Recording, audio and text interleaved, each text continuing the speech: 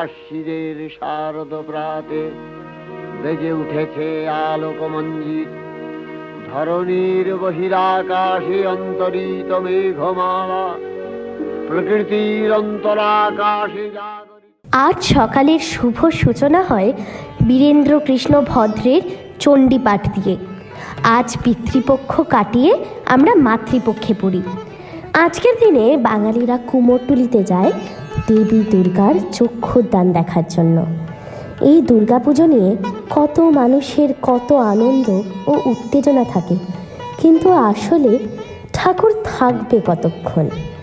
কুমোরটুলিতে মা যখন চিন্ময় রূপে গড়ে ওঠে, তখন বলা হয় মাকে গড়ার জন্য মাটি আসে গঙ্গা থেকে, এবং সমাজের চোখে অত্যন্ত এক ঘৃণ্য জায়গা পতিতালয় থেকে।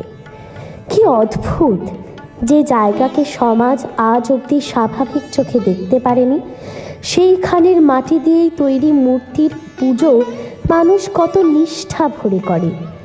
মহালয়ার দিন শুরু হয় নিজের স্বর্গত পিতৃপুরুষকে তিল ও জল নিবেদন করে। মাটির মূর্তিকে দুর্গা দেবীর মূর্তিতে রূপান্তরিত করার জন্য চারিদিকে লেগেছে খুব তাড়া।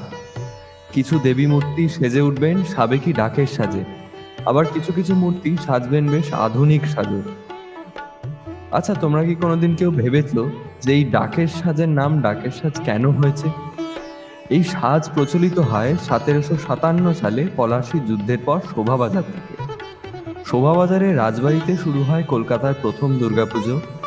ঠাকুর গড়ার সময় সাজ হতো সোলার অলংকার দিয়ে। সেই অলংকার আসতো জার্মানি থেকে বাই পোস্ট। এই পোস্ট থেকেই ডাক কথাটি উঠে এসেছে, এবং সেই সময় থেকেই প্রচলিত হয় ডাকের সাজ কথাটা। এখন কলকাতা তথা ভারতবর্ষতেই এই শোলা তৈরি হলেও ডাকের সাজ কথাটি আজও প্রচলিত হয়ে রয়েছে। আজ পঞ্চমী। আজ কুমোরপাড়ায় ভীষণ ব্যস্ততা। কাল সকালে মায়ের বোধন। আজ রাতের মধ্যে প্যান্ডেল বা বাড়িতে ঠাকুর মূর্তি পৌঁছানোর শেষ দিন। আজকের পর কুমোরটুলি কিরম একটা ফাঁকা হয়ে যাবে। প্রতিমা শিল্পীদের কাজ কিন্তু থামবে না, কারণ ওনারা জানেন যে দুর্গাপুজো শুরু হলেও তাদের দোকান খালি হয়ে গেলেও আর কিছুদিন বাদেই কালী পুজোও আসছে। এখন পুজো সব পাড়াতেই হয়, কিন্তু পুরনো কলকাতাকে যদি আমরা মাথায় রাখি, তাহলে কিছু সম্ভ্রান্ত পরিবার বা যাকে বলে বনেদি বাড়ি, তাতেই পুজো হতো। আর তাই নিয়ে কলকাতার মানুষের মধ্যে কিছু প্রবাদ ঘুরে বেড়ায়। সেগুলো বলে, দেবী দুর্গা ভোজন করেন কুমোরটুলির অভয়চরণ মিশ্রর বাড়িতে, উমা অলঙ্কৃত হন জোড়াসাঁকো শিব কৃষ্ণ দায়ের বাড়িতে, সলন্যা রাত জেগে নাচ দেখেন শোভাবাজার রাজবাড়িতে। আজ মায়ের বোধন। আজ থেকে 4 দিন মানুষের আনন্দের কোনো শেষ থাকবে না। বিস্ময়ের কথা হলো যে এত আনন্দ, এত উত্তেজনা, এত পরিকল্পনা কেবল 4 দিনের জন্য। এই 4 দিনে বাংলার মানুষ যেন সমগ্র আনন্দটাকে নিজের মধ্যে উপভোগ করে নিতে চায়। আজ কলকাতার প্রত্যেকটা অলিতে গলিতে বাজছে ঢাকের তাল। সারা কলকাতা যেন ঢাকের তালে মেতে উঠেছে। আজ কলকাতার প্রতিটা রাস্তা মানুষদের পদধ্বনিতে জীবন্ত, নানা আলোয় আলোকিত ও নানা স্বরে মায়ের জয়ধ্বনিতে মুখরিত। আজ মায়ের পরিবারে আরও এক সদস্য আসবেন মর্তে। আজ ভোরের সূচনা হয় নবপত্রিকা স্নান দিয়ে। কথিত আছে যে নবপত্রিকা বা কলা বউ আসলে গণেশেরই বউ, কিন্তু পুরাণ বলে গণেশ ঠাকুর একটি বিড়ালকে হত্যা করে ফেলেন।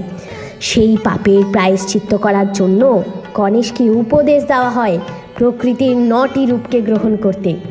তারপরেই পুজোর সময় গণেশের পাশে গৌরূপে সাজিয়ে একটি কলা গাছকে রাখা হয়। তারপর শুরু হয় ঠাকুরের প্রাণদান। কলকাতা এমন এক আশ্চর্য শহর যেখানে বনেদি বাড়িতে সাবেকিয়ানায় পুজো প্রচলিত হয়ে আসে, আর অন্যদিকে মডার্ন রূপে দেবীর আরাধনা সুসম্পূর্ণ হয় আজও। আজ মায়ের চিন্ময়ী রূপে রাঙা চরণে স্নিগ্ধ মনে অর্ঘ্য দান করে অঞ্জলি দেবার দিন। আজ প্যান্ডেলে সবাই নতুন পোশাক আশাক পরে মাকে অর্ঘ্য নিবেদন করেন। এর পিছনেও একটি গল্প প্রচলিত রয়েছে।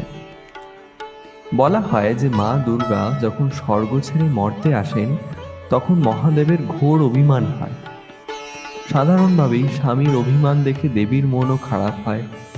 সেই মন ঠিক করার জন্যই মর্তবাসীরা মায়ের পায়ে অর্ঘ্য নিবেদন করে। অষ্টমীর দিনে শুধু অঞ্জলিই নয়, আর একটি বিশেষত্ব রয়েছে, সেটি হলো সন্ধি পুজো।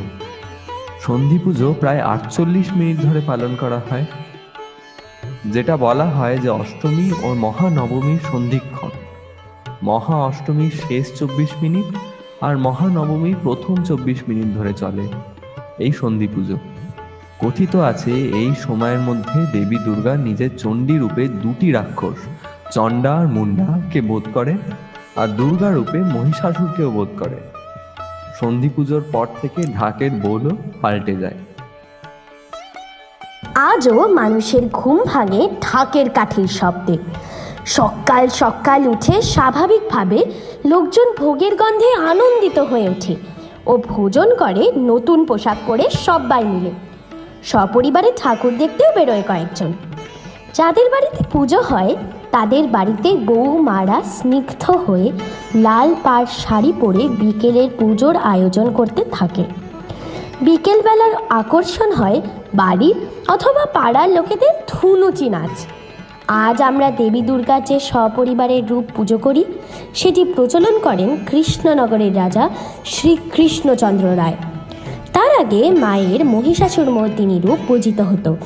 সেই রূপে মায়ের সন্তান ও তাদের বাহনরা থাকতেন না। এই নবমীর দিন শেষ হলে যেন মানুষের মন বিষাদে ভরে ওঠে। আজ সেই বিষাদের দিন।